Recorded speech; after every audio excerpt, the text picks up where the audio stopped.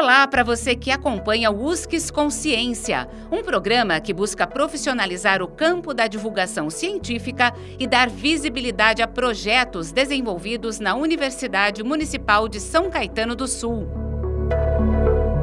O USCS Consciência foi criado para conectar ciência e sociedade e se dedica à prática de divulgação científica a partir dos meios de comunicação em diferentes formatos e linguagens. Eu sou Arquimedes Pessoni, jornalista, e no programa de hoje você conhecerá um pouco mais do trabalho determinantes do nível de competitividade financeira e esportiva em clubes profissionais do futebol do Brasil. Conosco, o seu autor, Edmilson Eduardo da Silva. Ele é professor da Faculdade de Ciências Sociais Aplicadas e Exatas da Universidade Federal dos Vales do Jequitinhonha e Mucuri e doutor em administração pela USCS. Edmilson, obrigado pelo seu tempo, pela sua presença no nosso programa.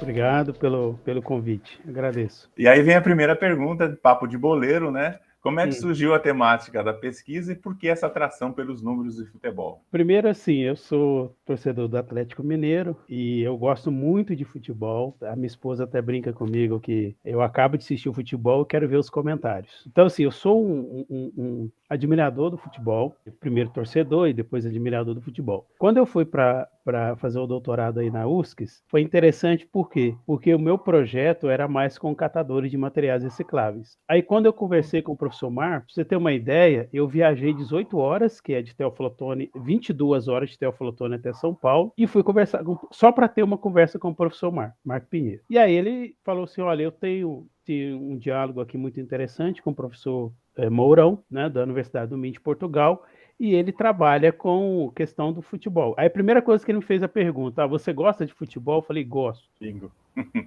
Aí que tal você trabalhar com essa temática, né, sobre futebol? E aí eu falei assim, olha, eu acho interessante, porque eu gosto. Só que aí, o que acontece? Aí ele falou assim, não, o professor Mourão tem um artigo publicado, aí você pode ler esse artigo, o artigo é em inglês, sobre transferência de jogadores. E aí, a partir daí, ó, da leitura do artigo e discussão também, nós marcamos uma conversa com o professor Mourão, e aí, na leitura do artigo, eu comecei a debater com o professor Mourão e o professor Marco acompanhando, e aí nós linkamos essa ideia da transferência, né, de jogadores, a ideia também da linha de pesquisa que o professor Marco trabalha, que é redes sociais. Aí, a partir daí, isso foi, né, desenrolando. No início, eu não tinha nem ideia do que eu trabalharia, mas eu gostava do tema.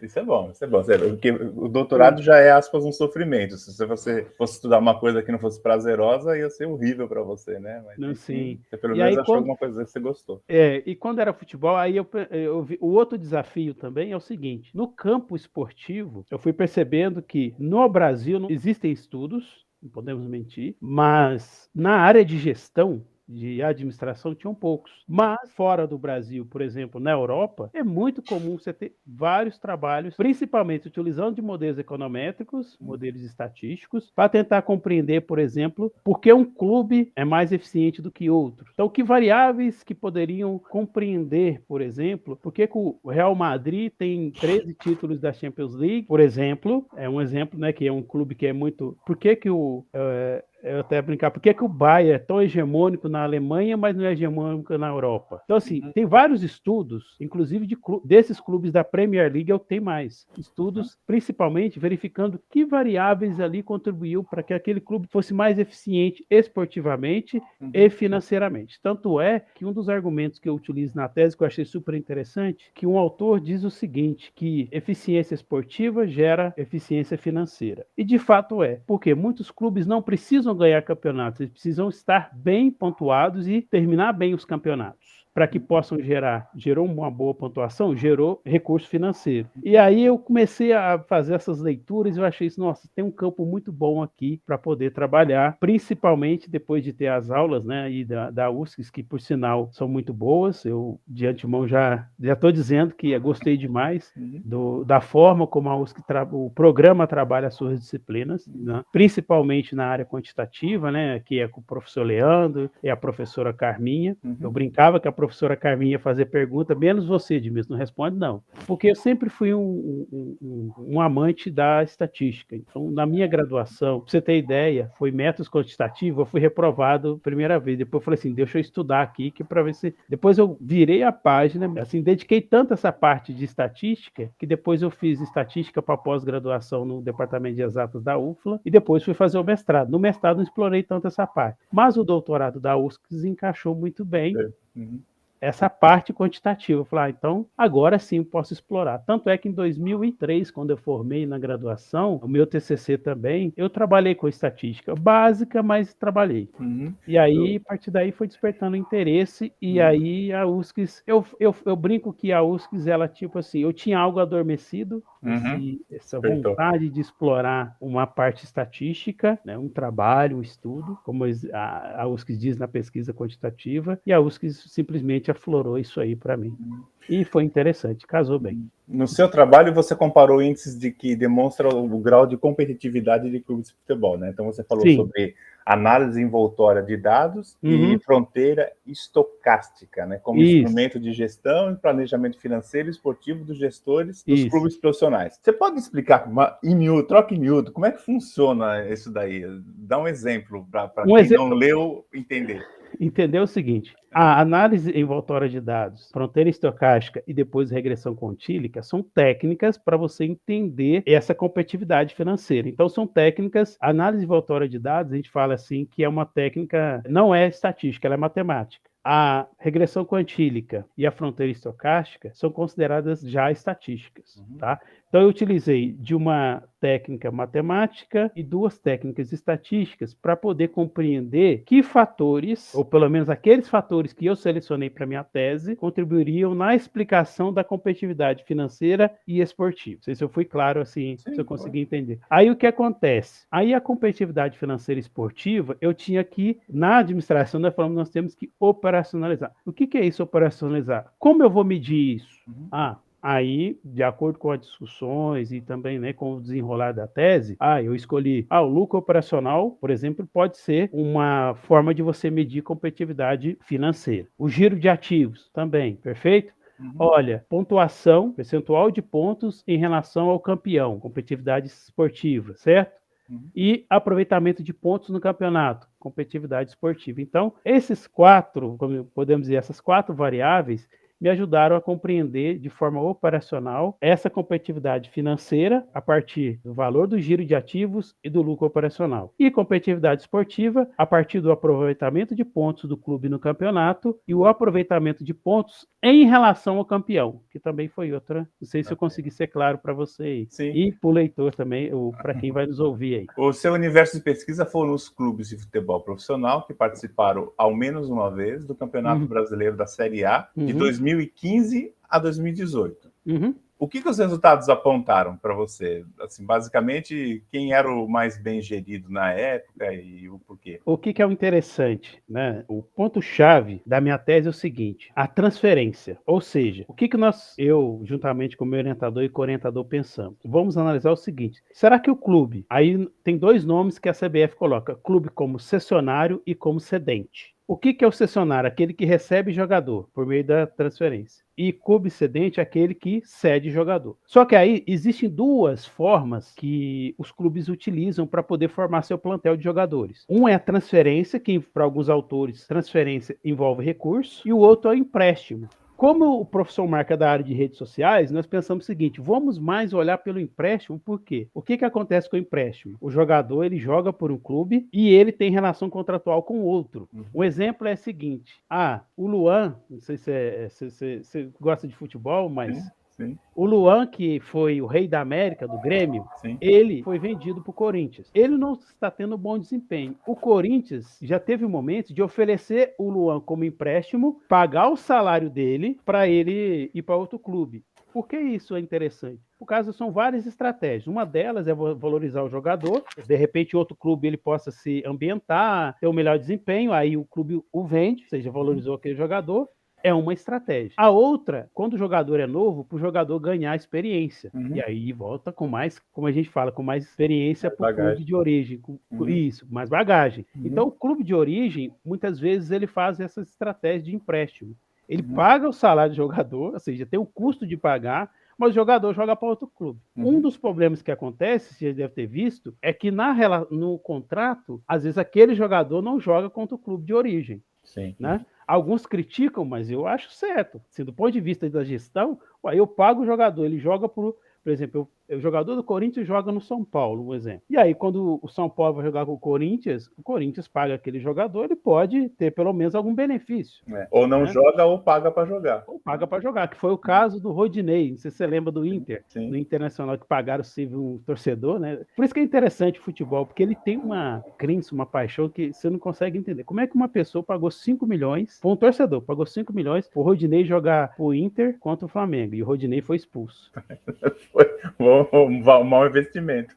Entendeu? Quer dizer, aí é que é interessante. E aí, assim, o que nós percebemos como resultado? Primeira coisa, os clubes como cessionários, ou seja, aqueles que recebem jogadores, foram os clubes que obtiveram a melhor eficiência, tanto esportiva quanto financeira. O clube como cedente, ou seja, aquele que cede jogador, não teve os desempenhos mais favoráveis. E aí, o que leva a crer? É o seguinte, que essa relação, né, entre os clubes, principalmente o clube que recebe jogador, é mais vantajoso, ponto de vista em que você recebe o jogador, você recebe um talento, você recebe um ativo, você não tem custo por aquele ativo e, ao mesmo tempo, você consegue ter um bom desempenho. Por outro lado, uma coisa que os resultados da tese apontaram, mas a gente fala que é só para esses clubes aí, né? Eu não posso generalizar, lógico, né? Que trata só de um locus ali de pesquisa, é que os clubes considerados, a gente considera assim, os clubes medianos para baixo, né, foram os clubes que apontaram assim, a melhor competitividade financeira e esportiva. Um exemplo, se você pega, por exemplo, o Ceará, eu lembro do Ceará. O Ceará não é considerado um clube grande do ponto de vista do ativo, porque assim, é muito relativo você falar um clube é grande ou não é. Mas comparado com o quê, né?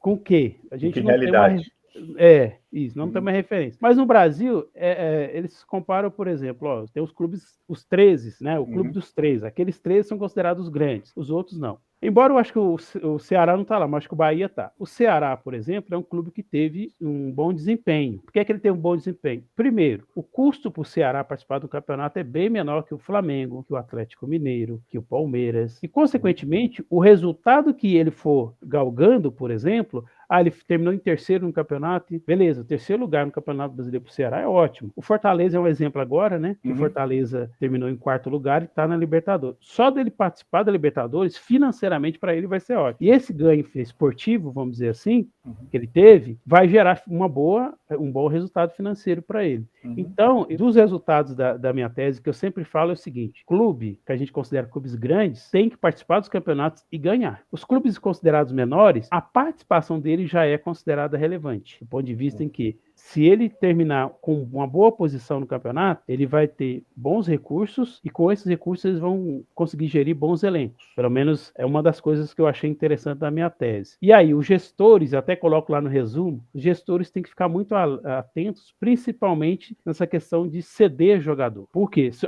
o jogador igual o Luan tem um alto custo, tudo bem, você pode ceder, mas ao mesmo tempo você tem que verificar se o desempenho dele naquele outro clube vai ser maior que o desempenho que no seu clube de origem. Né? De repente, ele tem um desempenho extraordinário, o outro clube ganha do seu, ou ganha o campeonato, e você não teve uma boa posição e as suas finanças. E o interessante, quando eu observo de 2015 a 2018, é porque depois a USC sempre fala pra gente, você tem que sair 2 artigos da sua tese. Um deles já foi aceito na revista base, né? O outro eu ainda vou ter que depois trabalhar um pouquinho. Mas eu tive também orientações depois, e inclusive estou finalizando um artigo em que eu pude perceber o seguinte: de 2015 a 2018, o que nós estamos vendo do Palmeiras e do Flamengo, alguns dizem que é milagre ou que é sorte. Não é sorte. É trabalho mesmo. É trabalho. Porque de 2015 em diante eu fui percebendo o seguinte: tanto o Palmeiras quanto o Flamengo tiveram todas as suas finanças entre as maiores do Brasil. Então a gestão desses 2 clubes conseguiram retornos financeiros muito, muito bons. Você tem uma ideia? Só um clube que é intruso ali, que é o Cruzeiro. Que teve o Ronaldo como o mecenas hoje, aí, né? Hoje. Mas vamos supor, em 2014 o Cruzeiro foi campeão. O Cruzeiro tem um histórico, eu sou atleticano, mas admito que o Cruzeiro tem um histórico muito bom de bons resultados. E o Cruzeiro é um dos clubes também que obteve assim um saldo financeiro muito bom. Mas o destaque mesmo é o Flamengo e Palmeiras. Sim. Não estão hoje numa situação interessante, como sim, clube de destaque, não foi porque foi milagre, não. É que ele já vem com as suas finanças. Eu fui observando na minha tese, quando eu fui pegando as demonstrações contábeis desses clubes, o Flamengo e o Palmeiras sempre vieram com umas finanças bem equilibradas, ou seja, o resultado financeiro desses clubes ao longo desses anos foram muito bons. E hoje nós estamos observando muito o resultado esportivo. Depois eu comecei a perceber o seguinte, que há excepcionalidades? Sim. Há exceções? Sim. Mas uma boa gestão financeira vai impactar uma boa gestão esportiva no futuro. Sim. Sim, sim. Né? Agora, tá interessante que você falou, né, sobre aquele ranking que você fez de 2015 e 2018. Se você aplicasse o mesmo método, né, de estudo para os dias atuais, aquele ranking teria modificações, então, né? Incluiria, talvez, sobe Palmeiras, sobe Flamengo. Não sei se o Atlético também, porque teve um aporte muito grande de dinheiro, né, nesse período. Subiria, sim. Eu vou ser sincero, é o seguinte, depois, numa sugestão da banca, pediram até para fazer ano a ano, porque quando você faz no conjunto, às vezes pode, na análise, há interferência, sim. Né? A gente, na estatística, até fala o seguinte, você pode ter ali correlações muito fortes, aí uma atrapalha a outra. Tal. Aí eu fiz uma análise também ano a ano, inclusive esse artigo da revista Base, que foi aceito, neles sugeriram que eu fizesse separadamente, 2015, 2016, 2017 e 2018. O cenário é outro, mas os clubes menores continuam sendo destaque. Mas aí o Flamengo e Palmeiras apareceram também. O que é interessante... Já estavam galgando, né? Galgando já, de forma assim, bem, a gente fala assim, gradual, né? Se destacando ali. Inclusive, quando você faz análise ano a ano, eles começaram a ter destaque. No conjunto, 2015, 2018, analisando tudo de uma forma, a gente fala assim, conjunta, aí os clubes menores destacam mais. Ano a ano, os clubes menores destacam, mas aí aparecem esses clubes maiores, como Flamengo e Palmeiras, apareceram entre os clubes com destaque. Por outro lado, professor Arquimedes, tem um fato interessante que, com esse estudo, eu pude perceber que os clubes, a gestão dos clubes, elas precisam também começar a analisar como estão sendo realizadas essas transferências e esses empréstimos. Por que eu estou falando isso? Porque os contratos desses clubes são contratos que muitas vezes eles precisam ser melhor trabalhados. Por que melhor trabalhados? Porque o clube, às vezes, ele faz uma transferência de um jogador muito mais pela questão midiática. Só que o problema de fazer questão midiática é que o clube não analisa as finanças para ver se ele tem condições de manter aquele jogador midiático. Ele compra o jogador. Um exemplo, o Corinthians teve sorte quando trouxe o Ronaldo. Sim. Por quê? Porque o Ronaldo gerou finanças. O Ronaldo vendeu camisa, o Ronaldo levou público ao estádio e tudo. Deu sorte. O Atlético Mineiro deu sorte com o Ronaldinho Gaúcho. Por quê? Trouxe recursos de venda de camisas, de público, né? Beleza. O próprio jogador já era uma marca, né? Já é uma marca e ele gera retorno, perfeito? Tem alguns casos de insucesso também, quando a gente fala assim, no Brasil, principalmente quando eles passam a repatriar alguns jogadores que veio da Europa. Um exemplo, Douglas Costa no Grêmio. Não teve o retorno que eles esperavam e o Grêmio caiu para a Série B. Você imagina quanto... Porque esse Douglas Costa, ele tem um custo, né? Um custo muito alto. Aí o clube não tem um bom desempenho no Campeonato Brasileiro e aí cai para a Série B, ou seja, as finanças caem. Eu não sei se você sabe, por exemplo, não sei como é que estão os valores hoje. Eu posso dizer na época quando eu pesquisei. O exemplo, o Flamengo e Corinthians, que têm as maiores receitas de televisão à época, nas 2015, eram 170 milhões. Depois vinha São Paulo, Atlético Mineiro e tal. Mas os maiores é Corinthians e Palmeiras, até por causa da questão da torcida. 170 milhões. Quando você cai para a Série B, a sua receita de televisão, que é uma das maiores receitas que os clubes têm, cai para 30. Sim. Aí quebra mesmo, né? Aí, você entendeu a diferença? Por isso que o clube estar na Série A, por exemplo, qual clube que até hoje não caiu nenhuma vez? Flamengo. Então, todo ano o Flamengo ficar na Série A, ele já tem uma receita melhor do que qualquer outro clube que já caiu para a Série B. Sim, o aporte é maior, né? O aporte é maior. Então, sim, até o Mourão falava assim, você está no campeonato mais competitivo, é interessante para a gestão porque vai gerar melhores recursos. Já que você falou do Mourão, como é que foi essa experiência de ter dois orientadores, um no Brasil e em Portugal? Como é que você lidava com isso? Foi legal, assim? Porque são visões diferentes, pontos diferentes, né? Sim, percepções diferentes, pontos diferentes. Mas Olha que interessante. O professor Marco Pinheiro, nessa área de redes sociais, me ajudou muito principalmente a entender como esse empréstimo seria mensurado, né? Que a gente chamou de centralidade ali. Você viu essa palavra lá, centralidade. Por outro lado, o professor Mourão me ajudou muito na questão do método, até porque ele é como diz o outro, ele é um expert nessa área quantitativa. Então, assim, casou muito bem. Tinha hora que tinha algumas divergências, era normal, mas nada assim que atrapalhou o andamento da tese. Eu tive muito contato com o professor Mourão, porque eu fazia análise, mandava para ele retornava e depois a gente discutia análise e tudo. O professor Marco, ele foi muito importante também, porque algumas questões assim, principalmente que iam gerar dúvidas, que falou, Edmilson, eu não sou da área quantitativa, mas o professor Mourão é. Então, aquelas questões que o professor Marco tinha dúvidas, eu ia buscar respostas, ia tentar analisar, e isso, de certa forma, ajudou muito no trabalho. Mas aí, quando era a parte de centralidade, na área de redes, para mensurar aquela variável e tudo, nossa, o professor Marco foi fundamental. Então, assim, casou bem, deu certo. Eu falo assim que, igual casamento, de vez em quando tem uns resquícios, mas, de certa forma, assim, no conjunto geral, foi muito bom.